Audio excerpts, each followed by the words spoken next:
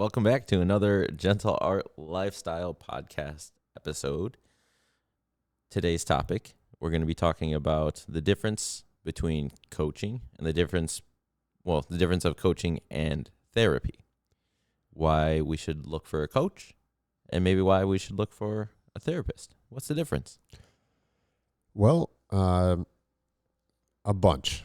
So to be a certified therapist, there is quite a bit of schooling that you need to be accredited and that you need to go to. Yep. To be a coach, there's like online stuff. Maybe. Yeah, right. Yeah, maybe. Right. So there's a difference in accreditation for sure. Secondly, I think in therapy, they are going to have more hours and more training in dealing with especially really tough things like depression or suicidal thoughts or something of that nature.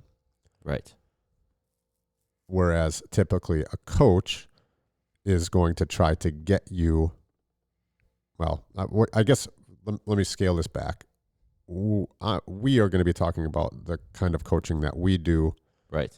And we are not going to be, there's going to be other coaches and other ways of doing things. So I think, just understand that we're talking about coaching as we do it and not coaching as somebody else do it. And there's all sorts of different types of therapists as well. Right. Yeah. Therapy is a general term as well as coach is a very general term. That's right. Additionally, there is a big difference between good therapists and bad therapists, good coaches and bad coaches, good doctors, bad doctors, everything in between. Good fighters, bad fighters, good people at Brazilian Jiu-Jitsu, bad people at Brazilian Jiu-Jitsu. And it's all relative anyways. That's right. It's all relative and it's all your perspective of it. So back to your original question. A therapist allows you, normally, I've been to therapy. I've been to therapy personally. I've been to therapy for relationships, and I've read many a book on therapeutic practices. In therapy, or at least what I've seen and what I've read, we try to have a safe space for people to talk about what they may not be able to talk about. When I say we, therapists give you a safe space to talk about what you may not be comfortable talking about, what you may not have ever thought about talking about, right? And bringing it to the forefront. Additionally, and this is a broad generalization of therapies because, again, there is different therapists, just like there's different coaches. Additionally, they will tell you things that perhaps you should work on. They may also provide perspective. Yeah. Coaching, I feel like my main job is providing perspective, is listening. So these things have overlap. Yep. With a therapist,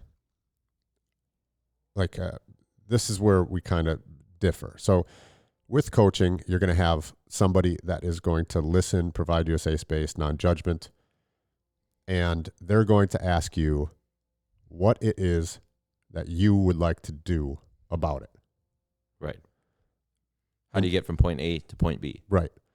And it's going to be, again, we're talking about ourselves. It's going to be what you think along with the perspective that we add in, and then we are going to help you get there. And what are we going to help you? Well, most likely we'll set up a daily routine to build a habit. We'll go over a habit formation, figuring out what you can do.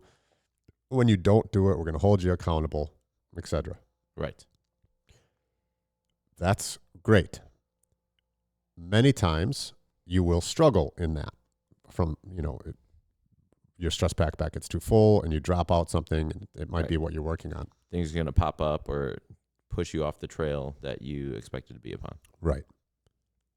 So us as coaches, we find that out and then we say, hey, what went wrong there, Nick? We try to get to the bottom of it so then we can fix it. Where those obstacles come from. Are they real obstacles? things like that. That's right. Are they upper limit problem?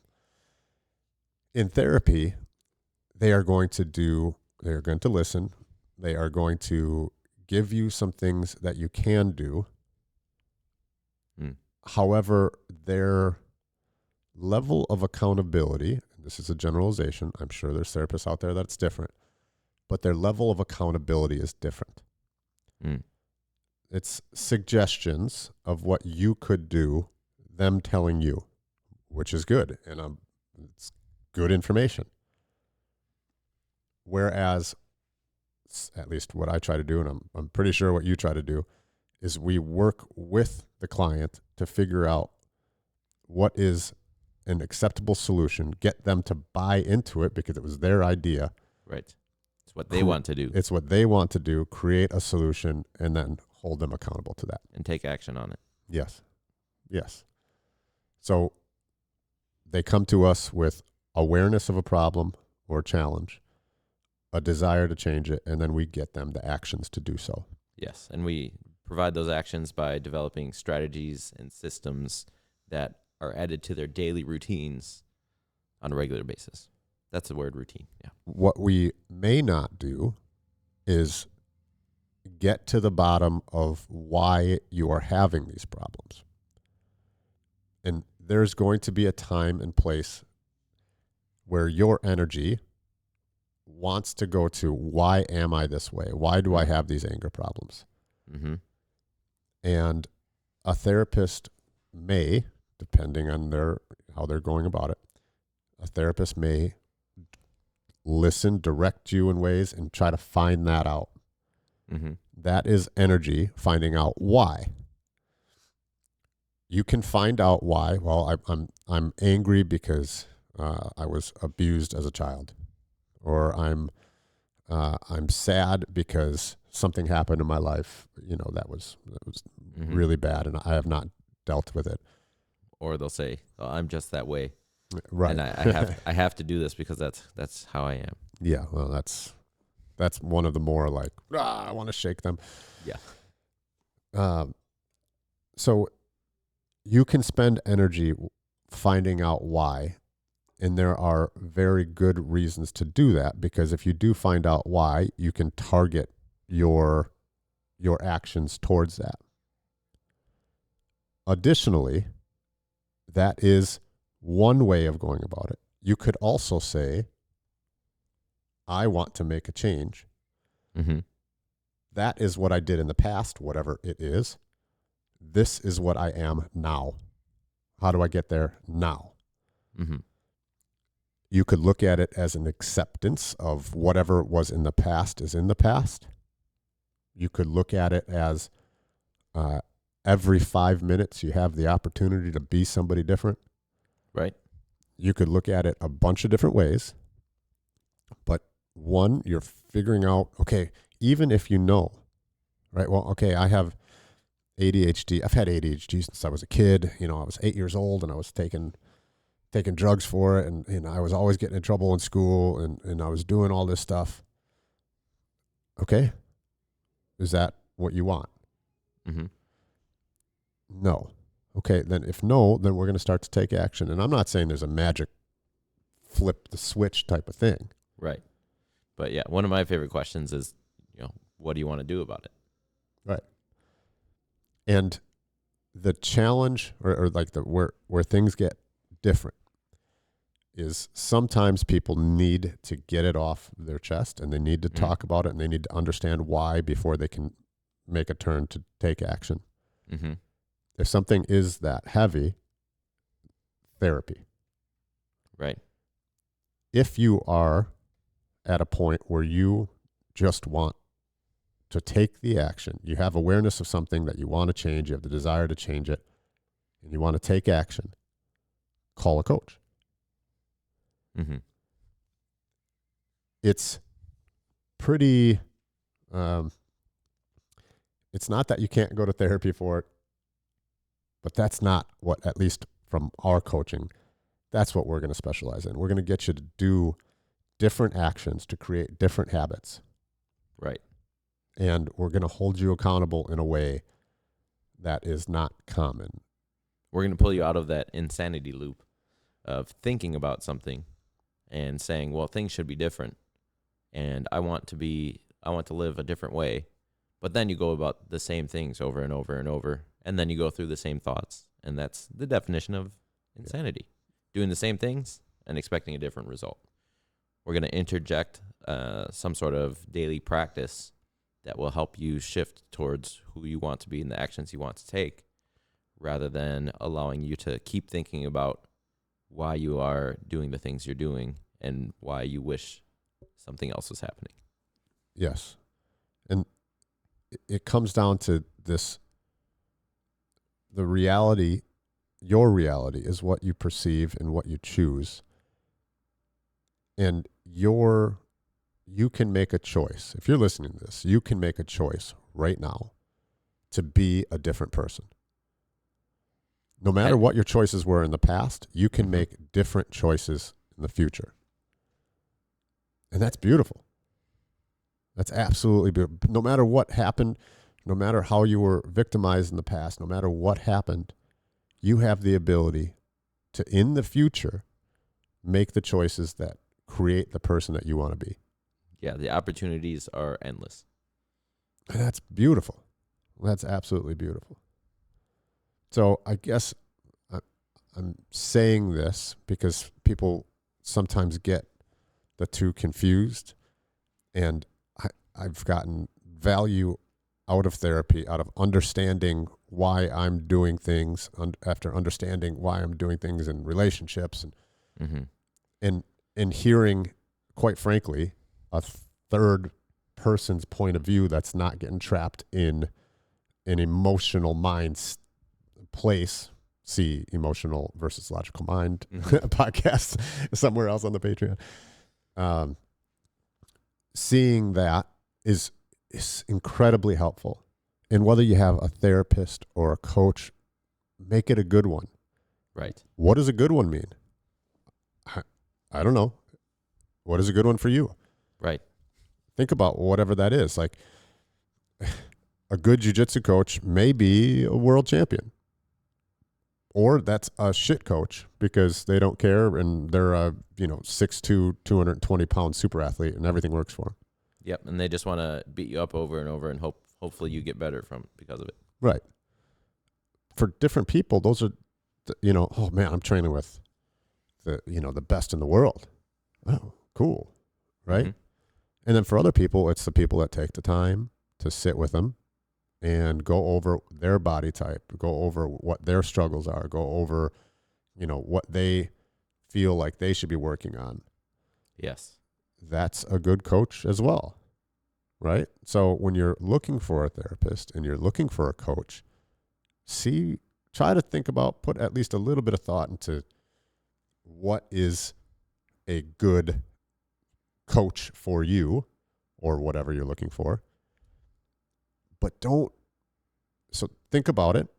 Don't be married to it though, because sometimes you don't know what you don't know, and you don't know what you need. So from our perspective, I feel pretty comfortable in speaking for Nick. Like, we're not going to tell you what to do. No, that doesn't happen. We're not going to be like, hey, Tommy, you're going to need to do this.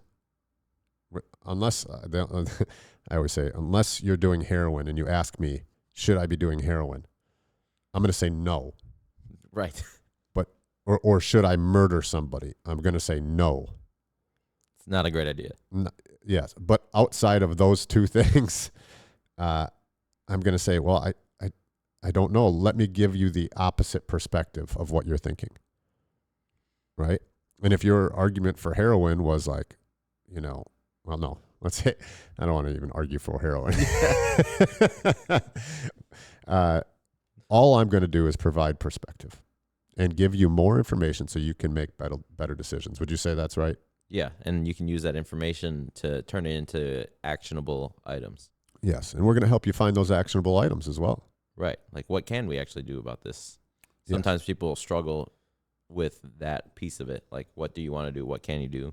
And the answer is, I don't know, but I want to do something. Yeah, and we make specific courses and specific things for specific individuals, Right. as opposed to, oh, I think that you would benefit from this thing that was written 10 years ago by my psychology professor. Right? I mean, Sure. and you probably would benefit from that thing, right? Yes. But there's a difference between how would you, okay, here's how you do a triangle, okay? If you have stumpy legs, here's how you do a triangle. Okay, if you cut more when you go over, that's going to be a little bit better for you. You know, if you're able to break posture a little bit, there's little things you can do for stumpy legs Right. that's going to be more applicable for you. Right. And sometimes the actions are, more research or more information gathering, or we work together as a team to figure out what the best course of action for you is. Yes.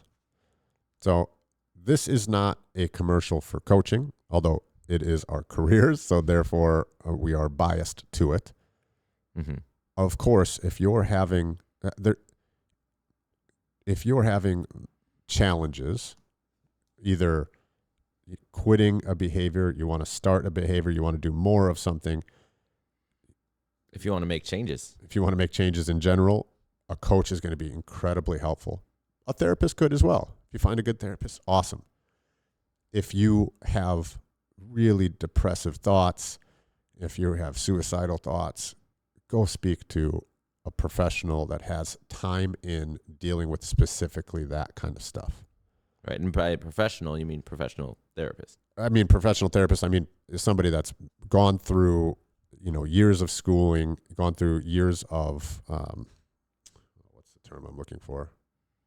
Practice, essentially, of Sure. specifically that situation. That's not something that we deal with. Right. Right. I mean, quite frankly, it's more changing habits, adding habits, becoming a better person versus, hey, I have these big mental challenges.